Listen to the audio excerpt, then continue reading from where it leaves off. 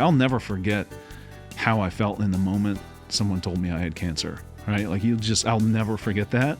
And you feel completely lost and sort of by yourself, and you don't have answers to hundreds of questions running around your head. And that's completely juxtaposed with, I remember standing at my very first opening ceremony at Chemical Abstracts and like how uplifted and excited and hopeful and supported I felt. This is the James Cancer-Free World podcast. I'm Steve Wartenberg. Thanks for joining us. Today is all about Pelotonia, the amazing community-building fundraising bike event that has raised $283 million in 15 years, and every single dollar is used for research here at the James. Pelotonia will smash through the $300 million mark this year at the 16th Ride Weekend and celebration in August and September.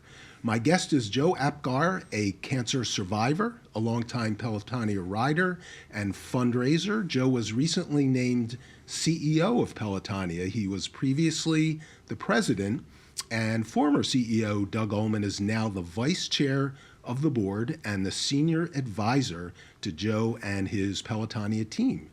Joe will fill us in on these leadership changes, where the money goes, and the incredible impact it's having, and what's new for the 2024 ride.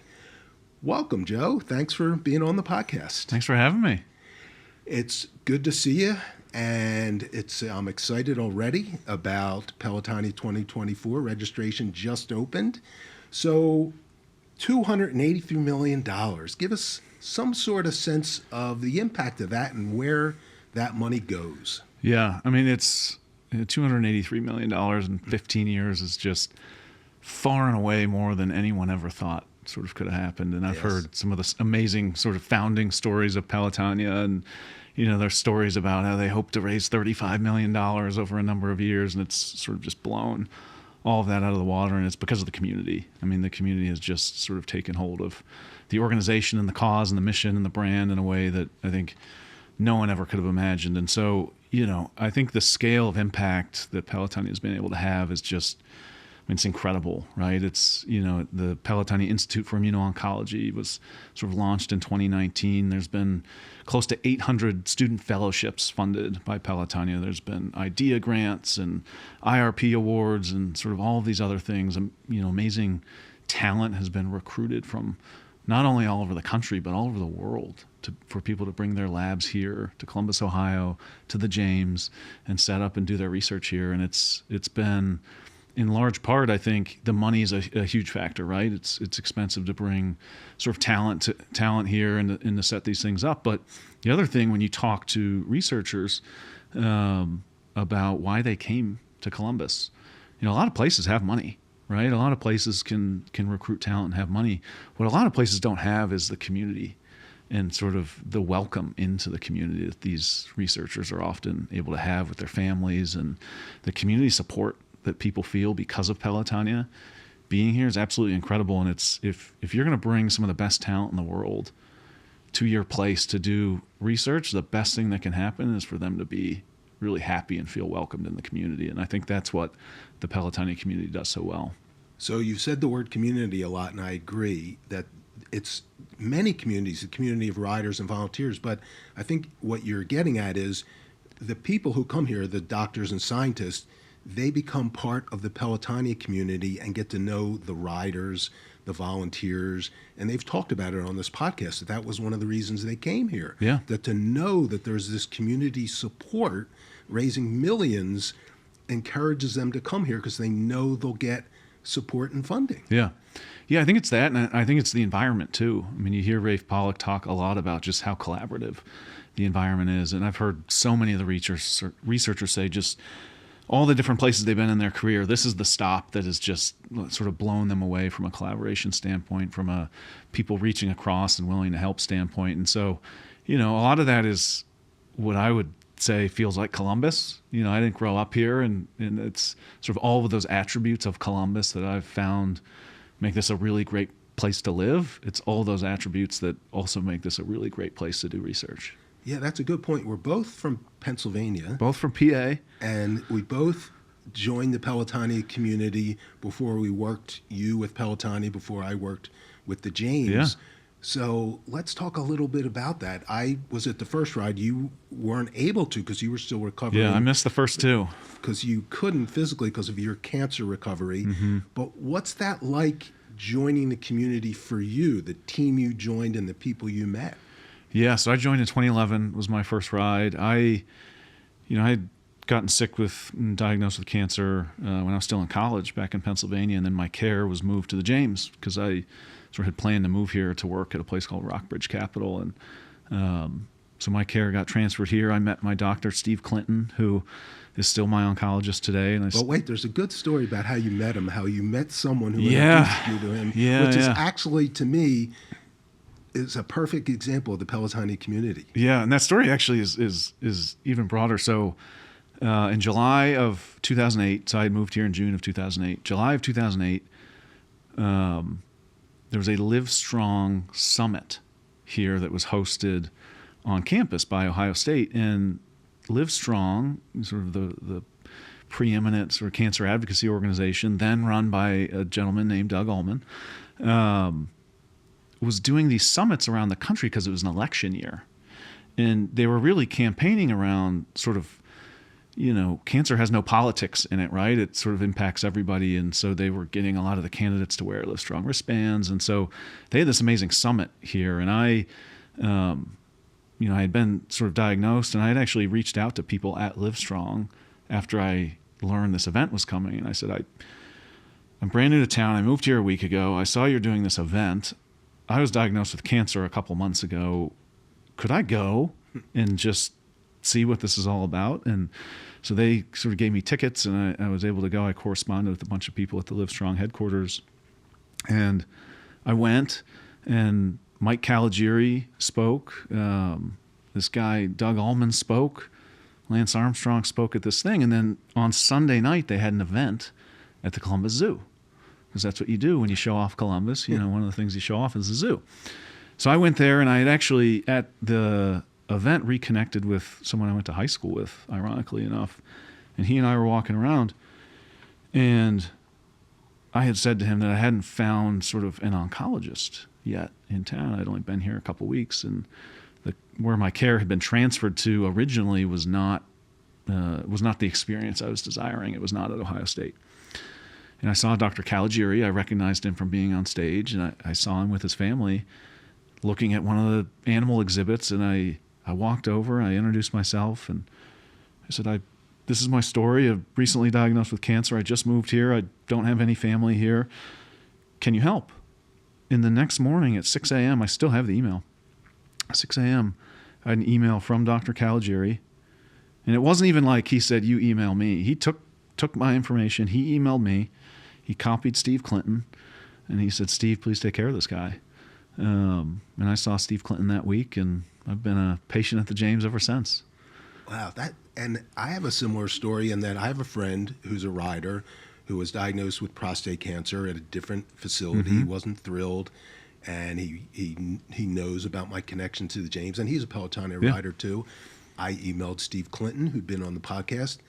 That day, I got an email from him and his scheduler, and my friend saw him in a day or two. Yeah, Steve's great. He's I always love spending time with him. Yeah. Now my checkups are I feel like sort of social visits too, but he's a great guy. Yeah, but that's when we talk about community. That's part of the community is the riders are connected to the doctors, and we can reach out to them. And I'm sure you get people calling you to refer you to doctors. Tons. But I think to your point, that is, look, in some ways, we've got this amazing event, the ride, sort of tongue in cheek, but like spandex is the great equalizer, right? Yeah. White coats are off, the business suits are off, and everyone's in spandex and lycra.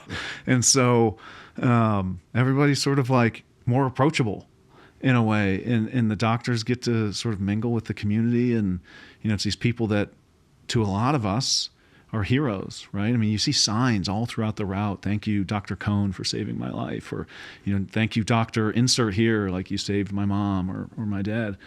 And you get to ride with those people. You get to interact with those people. And they feel the same way. They love it, right? You've talked to a lot of them. They just love the experience of Pelotonia, and that's the community aspect of it. Yeah, and at least for me, in terms of community, we started a team at the Dispatch, Columbus Dispatch, where I worked. I met people in departments and buildings I would have never met, and we came together and grew as a team, and that's happening in companies and neighborhoods all over Columbus. Yeah.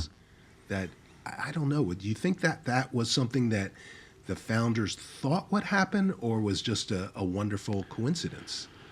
I don't know that they thought that would happen. I think they hoped that some of that would happen. I don't think anyone could have dreamed that would happen at the scale that has, which has been, it's really, really cool. And I think, a lot of the Pelotons, the teams are corporate teams, right? Like the Dispatch you mentioned, our team was Rockbridge when it started.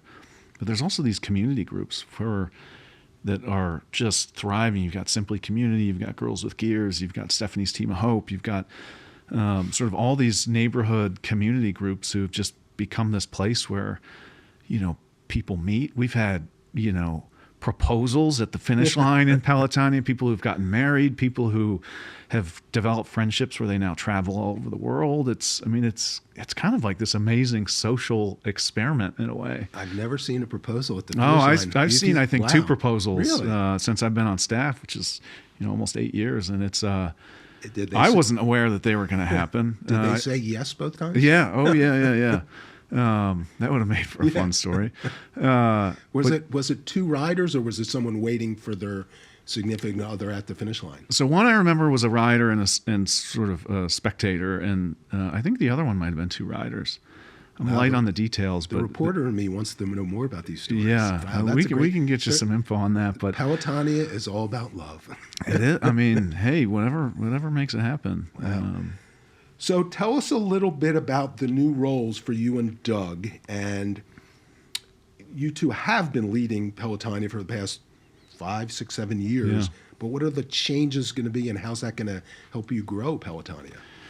Yeah, I think, to your point, all these changes are in an effort to just keep growing our impact. And we feel like, the first 15 years built this amazing, tremendous foundation, grassroots organization, just people all over the country, all over the world that are fans of Pelotonia, that love Pelotonia, that sort of participate every year. And, as the fundraising has grown, it's, we're now sort of well into the 20s, 20 million plus every year from a fundraising standpoint. What we started to see over the last few years was, maybe a 10-year volunteer or a long-time rider, somebody that just had a deep connection to Pelotonia and to the organization, someone in their life or even themselves, they would approach us and say, hey, we, want to let you know that we left Pelotonia in our will, or, we've gotten gifts, complete surprises from the community where someone's passed away and that a gift was left to Pelotonia. And it's more of what you would think of as like the traditional sort of fundraising sort of in the industry, if you will, versus the peer-to-peer model where we're building this event where then we're asking people to ask their friends and family. And that's sort of the traditional peer-to-peer sense. And for the first 15 years, we've really focused on that peer-to-peer model. And the peer-to-peer model is what has built. Meaning the riders and volunteers. The riders and the volunteers. Challengers, we raise the money. Raising the money, exactly. Room to grow. And that is just such an amazing base. And that never can go away. Like if we don't do the ride and that really, really well, nothing else works. But we are doing the ride really, really well, and we're committed to making the ride what I want to be seen as the best experience in the country from a ride standpoint. But there's this entire other opportunity out there that we haven't focused on, which is, you might call major gifts, you might call more traditional development, brand partnerships, just things to sort of take it to the next level from a fundraising standpoint. And where, Doug and I have spent a lot of time working together over the last 5 or 6 years and really working through where our different skill sets lie, where our different interests really lie.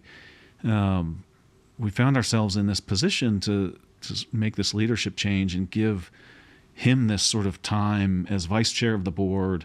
He's a really public, sort of prominent community member in a lot of different ways. He has these other interests outside of Pelotonia that actually end up benefiting Pelotonia in a lot of ways. And so letting him focus on some of these big relationships and major gifts, I think, is an opportunity that we have the potential to unlock. And, you know, we've got some really big goals, and I think this is sort of that next step towards achieving those. So in knowing you two a bit, it seems to me that Doug is very good at the big ideas and networking, and you have grown into being very good at the day-to-day running of actually a huge circus. Yeah. I mean, the number of moving parts to put together Pelotonia That's a lot. is hundreds and thousands, and I've seen the book. Yeah. So those are two separate skills, and now Doug's going to concentrate on big ideas and networking. You're going to make this the best ride in the country. Yeah. The best. So Yeah. that works. And sort of all of perfect. It our helps other you- experiences too. And so, yeah, really, you know, running the day-to-day of the team, executing our strategic plan. And I think where we come together and work really well together is sort of ideating and figuring out where puzzle pieces fit, and figuring out how to get things done. And so we've sort of built this amazing harmony of a partnership. And, you know, for the two of us and our board, it works really, really well. None of it works without an incredible team.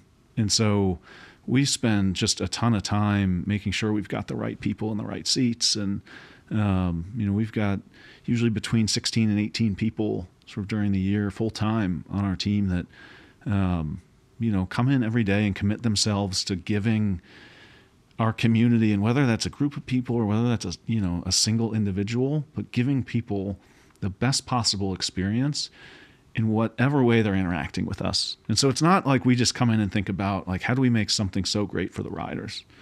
Like, it's how do we think about the experience of someone walking into our office for the first time and making sure they're greeted and feel welcomed and understand what Pelotonia is or understand the impact. And so we just feel so passionate about this idea that Pelotonia is this sort of tangible, positive outlet for people who have probably been through something so negative and like hope sucking in a way. Like, I'll never forget how I felt in the moment someone told me I had cancer, right? Like, I'll never forget that. And you feel completely lost and sort of by yourself, and you don't have answers to hundreds of questions running around your head. And that's completely juxtaposed with, I remember standing at my very first opening ceremony at Chemical Abstracts and like how uplifted and excited and hopeful and supported I felt, and like empowered I felt to share my cancer story and crossing the finish line for the first time. I just felt like that it was the first time in my life I was happy to have gone through like a cancer experience. You found your community. Yeah. That word community keeps coming up. Yeah. We're going to take a quick break, and when we come back, we'll talk a little bit more about the 2024 ride, what's new, what's different, how you can get involved and join our community. You didn't choose cancer, but you can choose where to treat it. And when you choose the James at Ohio State, you're picking a team of experts who understand there is no routine cancer. You're opting for care from a highly specialized team dedicated to treating one type of cancer, yours. A team that studies the unique makeup of your disease to develop a personalized treatment plan. You're choosing our region's only comprehensive cancer center designated by the National Cancer Institute. Where more than 1,700 scientists are working on new treatments and new hope for every form of cancer. At the James, you're making the choice to have the most advanced treatments, many of which were developed right here. And you're choosing access to the James world-class clinical trials, dedicated support services, and an unmatched survivorship program to support your life after cancer treatment. You didn't choose cancer, but the choice of where to treat it is clear. We're back with Joe Apgar, the new CEO of Pelotonia. And speaking of new, Joe, what will be new at Pelotonia 2024? Yeah, so we always try to, just infuse newness and bring new things to the experience, and not even just ride weekend, but just the entire Pelotonia experience throughout the year. So one of the things we're really focused on this year is sort of elevating, what we call stewardship and sort of sharing the impact. And so how are we, having more events that we're bringing researchers to and just connecting the dots from sort of the lab and the research to the community and the people that are funding it. And so just more opportunities to hear from researchers, to interact with researchers, things like that. From an event standpoint. Wait, I just want to get back to that, because that's what we do on this podcast, and that's a great idea, because this is the research that we, the riders and volunteers, fund, and it's so important when we hear it. That just gets us juiced up to do even more. Yeah, and there's so many cool things happening, sort of at sort of individual project levels and research levels, and when you hear directly from, especially some of the junior faculty, right, who, they're working tons of hours and really sort of working on some really innovative stuff, for them to sit and tell somebody about the stuff they've been working on maybe for a year or many years, or what they're excited about. I mean, you feel it in your guests on this podcast, right? When like you hear it from someone, you can feel the excitement in their voice. And so to bring that directly to the community face to face, I think is a huge just opportunity for us. Yeah, because so many times you write a check to a nonprofit, and that's the last you ever hear of them. But with Pelotonia, for me, doing this podcast and meeting the people, I get to interact with those people, and you're bringing that to everyone, and that's just going to get people even more excited, and I think that's a great idea. Yeah, so just more touch points with the research, I would say. And you can see their passion. You can see it. You can feel it, yeah. Is there going to be any route changes? Last year, you added some new routes, which was really nice. I enjoyed that. Actually, changing routes takes about 6 or 7 months of real hard work and getting out and driving them, but we're gonna have some route tweaks, and on Sunday for the sort of 2-day riders and the people that sort of ride the 35-ish mile loop that we've introduced since 2021.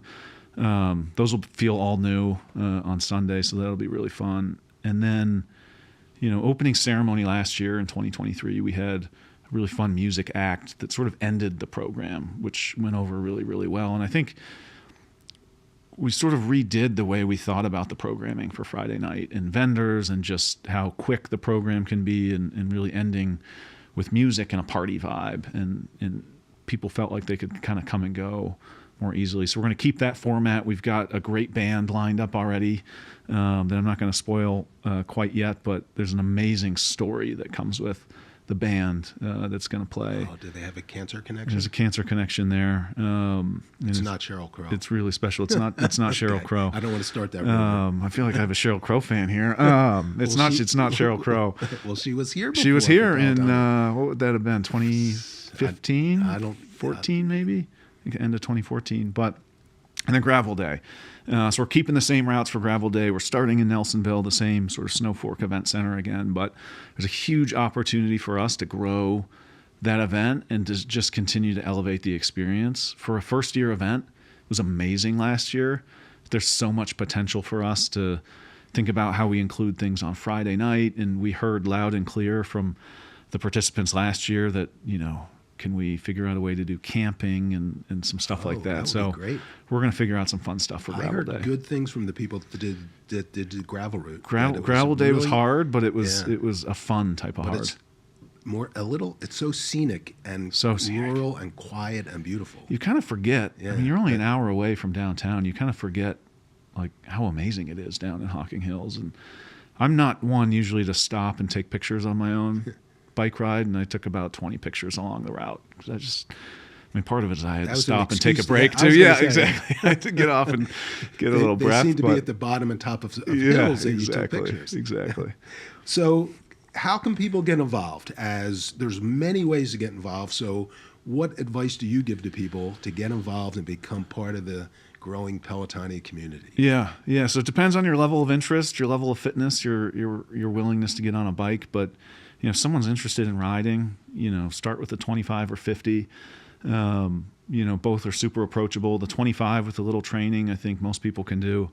The 50, I think, is like the best of all worlds. You need to train for it. You feel really accomplished when you're finished, but you're not maybe laying on the couch for 3 days afterwards like some people with the 100. Volunteering, my parents volunteer every year. My sister volunteers. I think volunteering is sort of the best entrance into the whole experience, because you can come, you can support sort of the infrastructure and the riders and just everything that needs to be done. We've got 3,000 volunteers, so it's not like you're alone volunteering. There's tons of volunteers, tons of longtime volunteers who've done this for 15 years. And, it's a way to give back, to see the experience. And we see that a lot of volunteers get the itch to ride a bike, the next year after seeing it. Coming out and spectating. I've never been just a spectator, but I've talked to so many people who just, we have a lot of people actually don't necessarily have someone riding that just come out to see it, because it's just such a moving, emotional, sort of hope-filled afternoon, and there's cowbells ringing. It's usually, there's good music playing. We've got beer and food, and there's just hugs and tears at the end of the finish line, and so it's pretty special. And then, donating, it's an obvious one. Every year we've got over 150,000 people that donate to Pelotonia every year, and so individual people, 150,000. It's pretty incredible, and when you think about how far-reaching that really is, it's wild. But well, let's talk a little bit about that, because I know the first year that I rode the first ride, that for me was the hurdle I had to get over. I can't remember. I did the 180, and it was either 2,000 or 2,200, and that really scared me. Yeah. But as it turned out, it wasn't as hard as I thought, and it was a new ride that no one had heard of. And now that everyone has heard of it, it's a little easier, and I've developed a list of people who year after year they know and want to contribute, and that list keeps growing. How have you been able to kind of build your base of people who donate to you? In a lot of ways, I had cancer, so it's a little easier to fundraise and tell my personal story. But I'll tell you, in 2011, I was frightened out of my mind to ask people for money, even after my own cancer experience. I just didn't know. I didn't know how to do it. It's just and so for us, we're just constantly trying to think of ways to make it more approachable. But what we've seen a really high degree of success with is the personal outreach, where it's, hey, I'm doing this ride. I think people that donate really get inspired when somebody's doing something that seems hard in exchange for the donation. And so for a lot of people, that's the ride. And the other thing about sort of just reaching out and asking people is, and this happened my first year, and this is what really got me over that sort of, intimidation of fundraising, if you will. I had people that would donate and then send me a thank you email. So I just donated and I wanted to thank you for riding. And then they would go on to tell me their experience with cancer. I just lost so-and-so, or I've got a friend battling cancer, or, I actually had some people that emailed me back and said, I'd never really been public about it, but, I dealt with cancer years ago, and I've always wondered how I could get involved, and, you just gave me the perfect way. And so there, people want to be asked. People are happy to contribute to a cause where they know the money is being spent really well. And I think that's the other benefit of Pelotonia is the money, 100% of the money that's raised by the community goes to cancer research at the James. And the James is one of the best places in the country to invest in cancer research. So there's this interesting camaraderie in cycling, because it's kind of intimidating to come to by itself. So ignore the fundraising for a second, but starting to ride a road bike can be intimidating. Well, what I tell people is, don't think of it as, I have to go train for Pelotonia. Think of it as, oh, I get to go for a bike ride. Yeah. That's fun. Yeah. And even if it's 5 or 10 miles, it's fun. Yep. And going on a bike ride by yourself is fun. Going on a bike ride with others is even more fun. Yeah. So just have fun. It's not, I have to go riding. It's, I get to go riding. Yeah, you get to go riding. It is great exercise. You can actually go somewhere. Most people that have seen me in person, I don't have the runner's build. I'm a big guy, and well, so, maybe a sprinter. You could be a sprinter. I'm like the slowest runner you'd ever meet. But I could never get out of my neighborhood if I was running. I can't even make it to the end of my neighborhood. But you can ride a bike to the next town and get lunch. It's so much better than running, in my personal opinion. Let's kind of wrap up with a big question that. You've been a rider since the second year. You've been the president and now the CEO. You run Pelotonia. You're a cancer survivor, which you will be for the rest of your life. How has cancer and now Pelotonia changed your life? My younger sister had cancer. So when I was 7, she was 5, and she had what was called Wilms tumor, which is adolescent or childhood pediatric cancer of the kidney. So she had a solid tumor of her kidney. She had her kidney removed. She had what ended up being like 2 years of chemo. And I saw all this as a 7-year-old, and we were Make-A-Wish family. We went to Disney World and did the whole thing. And then I had cancer, and so here my parents are. They're both their kids have gone through cancer, and it can be such a negative and defeating experience if you let it. But there's always sort of hope to be found in all of these experiences, and sort of the best of people show up in sort of the darkest of times, and your friends and your family and people that you wouldn't expect that sort of step up to the plate, if you will, and that's what really kind of gets you going and sort of back on track. But for me, it wasn't until I sort of showed up to Chemical Abstracts that summer in 2011 where it just all sort of clicked for me. Like, having cancer wasn't this like bad, terrible, life-changing, consequential thing for me anymore. It was like I was going to sort of flip the switch on it and feel empowered about my own story and experience. And, at the time I thought, maybe sharing my story will, help build our team at Rockbridge, and we can recruit more people and sort of get involved. And I would have never told you back then that I'd be sitting, in this chair now as CEO of the organization. It's pretty wild. As you were saying that, you mentioned your sister had cancer and your parents obviously were caregivers for both of you, and you said that your sister and parents are volunteers at Pelotonia. Yeah. That must be a pretty amazing day for the 4 of you, and your wife and kids, all of you, at the finish line when you cross and they're all there. Yeah. What is that like? So it's fun. So we're kind of dispersed now because, I ride the 100 and they'll come up and see me. But, my sister and dad have started riding on Saturday now, volunteering on Sunday. They've both moved to Columbus, my parents, and then my sister was a traveling nurse for a long time. Last year, she got a permanent job at the James. And so she actually works at the James. Really? Now. So she works at the James. She's a nurse at the James. She's a volunteer, and she's a rider. It's your whole family has been impacted by cancer, Pelotonia, and the James, and I'm guessing it's brought you closer together. Yeah, absolutely. And so, my wife's told me she's going to ride this year, but now I'm putting it out there, I guess. So we'll see. Wow. All right. This has been excellent. Thank you. And I'm excited for Pelotonia number 16. Yeah. What distance are you going to go? I'm definitely going to do the 100 on Saturday, and I will ride Sunday. I'm not sure which one yet. Okay. Perfect. So I've ridden another 2-day adventure for you every time. Yeah. So I want to keep it up. Awesome. I love it. Well, thank you, Steve. My pleasure. This podcast is brought to you by the Ohio State University Comprehensive Cancer Center, Arthur G. James Cancer Hospital, and Richard J. Solove Research Institute. For more information, check out our website, cancer.osu.edu.